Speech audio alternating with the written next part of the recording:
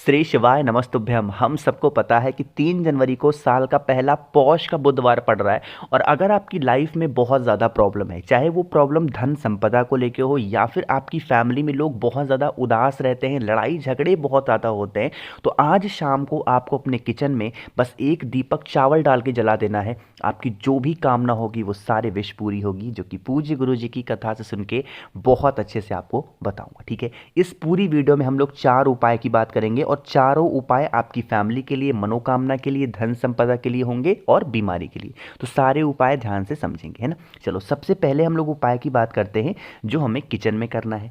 जैसे आपको फिर से लेना होगा इस तरीके से दीपक। ठीक है, कोई ज़रूरी नहीं कि आप जो दीपक लें वो नया ही लें।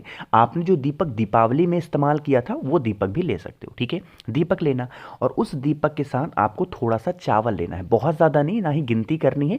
एक चुटकी चावल लेना और आपके घर में जहाँ पर भी पीने का पानी हो, परिंदा रखा जाता हो, यानी जहाँ से आप पीने के लिए पानी लेते हो, चाहे तो नल हो आपके किचन में या फिर आपके किचन में आरओ लगा हो। मान लेते हैं कि आपके किचन में आरओ लगा है, तो आप क्या करेंगे, सबसे पहले जो एक चुटकी आपके पास में चावल है ना, उस चावल को नीचे रखेंगे। ठीक है, और इसी चावल के ऊपर जो मैंने आपको दीपक दिखाया है उस दीपक को यहाँ पे रख देंगे। ठीक है, जो दीपक आपको लगानी है वो आपको लगानी होगी लंबी बत्ती की। ऐसा नहीं कि आप लगा दे गोल बत्ती, नहीं, लंबी बत्ती का दिया लगाएंगे अपने पितरों का ध्यान करते हुए, स्मरण करते हुए।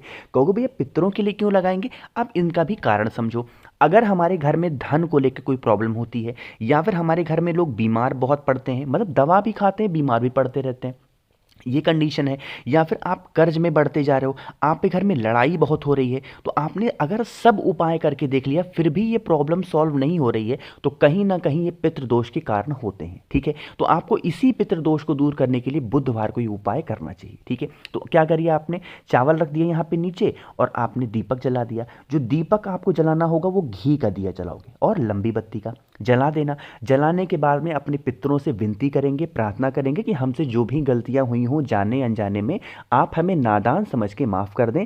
आगे से हम कोशिश करेंगे कि हमसे ऐसी कोई गलतियां ना हो। हमें हमेशा कोशिश करना चाहिए कि हमारे पितर हमेशा हमसे खुश रहें, कभी नाराज़ ना हो। तो इस तरीके से प्रार्थना करेंगे। फिर ये जब दीपक यहाँ से बुझ जाए, ठीक है, वहाँ पे खड़े मत रहना, प्रार्थना करके हट जाना। फिर थोड़ी देर के बाद लौट के आना, जब देखना कि दीपक बुझ गया है तो इस दीपक को उठाना और इसके नीचे की चावल को अपने घर के छत पे ले जा करके डाल देना, इस कामना से कि यह चावल हम चिड़ियों के लिए डाल रहे हैं।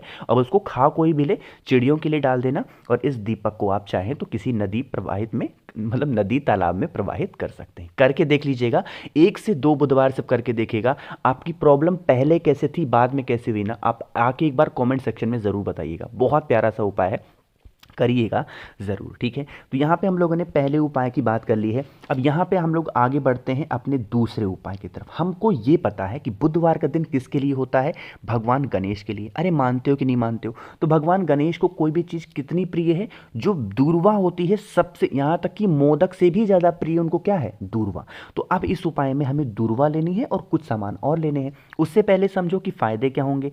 ये होंगे इच्छा पूर्ति के लिए। कितनी भी कोशिश कर लिया, बहुत उपाय कर रहे हो, नहीं हो रहा है, तो एक बार ये वाला उपाय ट्राई करेंगे। ठीक है, क्या करोगे, दूरवा लेंगे। अब दूरवा कितनी लोगे, 3 दूरवा लेंगे। कितनी, 3 दूरवा, और इसमें गांठ वाठ मत गिनना, मात्र 3 दूरवा लेनी है, हरी वाली।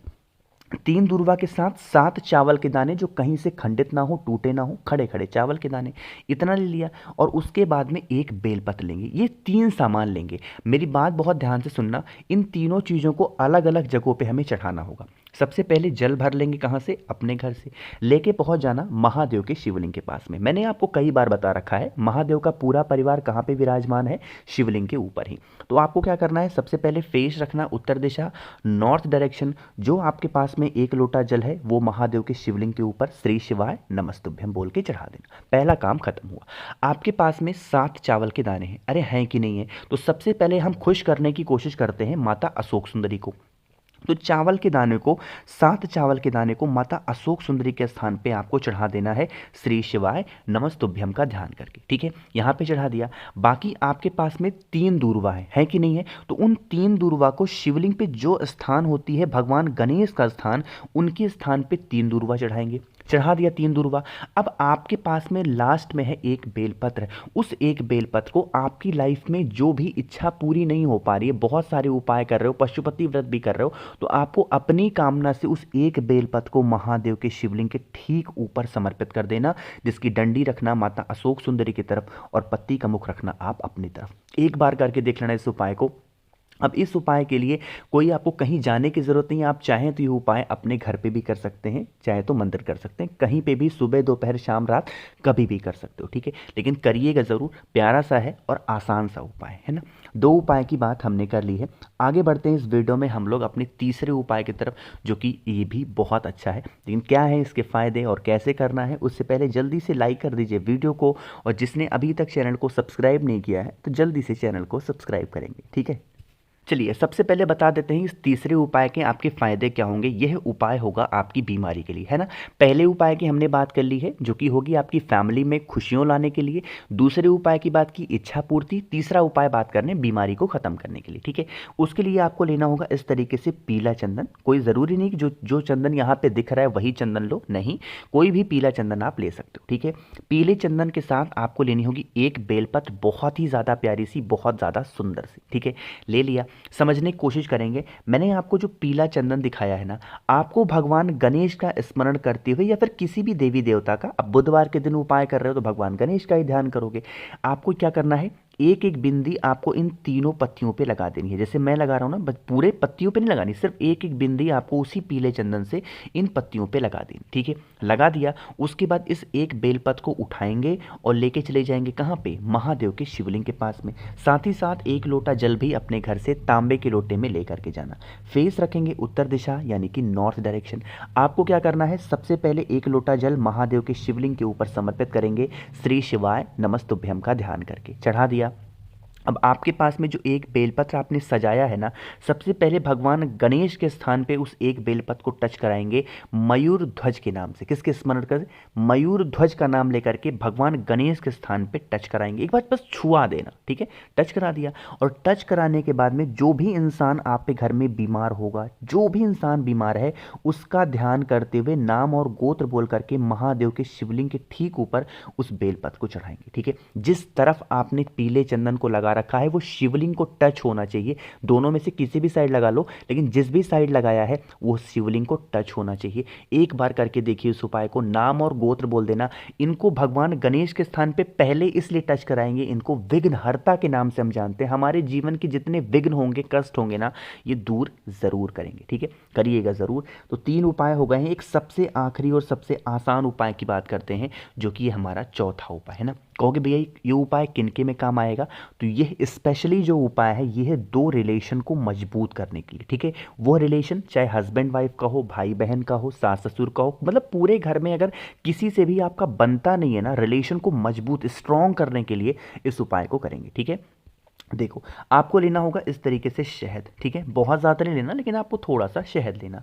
शहद के साथ आपको लेनी होगी इस तरीके से बेलपत्र। बहुत प्यारी सी सुंदर सी एक बेलपत्र लेना।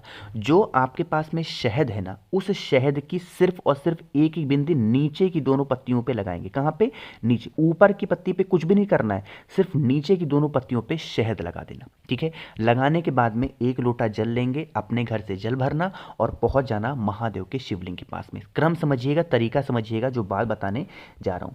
फेस रखना है उत्तर दिशा, नॉर्थ डायरेक्शन। जो सबसे पहले आपके पास में जल है वो महादेव के शिवलिंग के ऊपर समर्पित कर देंगे, श्री शिवाय नमस्तुभ्यम बोल के।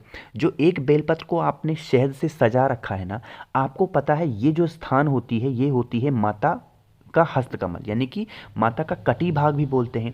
इसी स्थान पे आपको क्या करना है, उस एक बेलपत्र को टच कराना है। सिर्फ एक बार रख देना है, मतलब टच करने का मतलब है रख देना। यहाँ पे, यहाँ से उठाना भी नहीं है, रख देना। जब रखेंगे तो महादेव से विनती करेंगे, हमारे घर में इस तरीके की समस्याएं, हमारा ये रिलेशन है मजबूत नहीं हो रहा है, हमारे बीच में लड़ाइयाँ बहुत होती हैं, आप हमारे रिश्ते को मजबूत करें।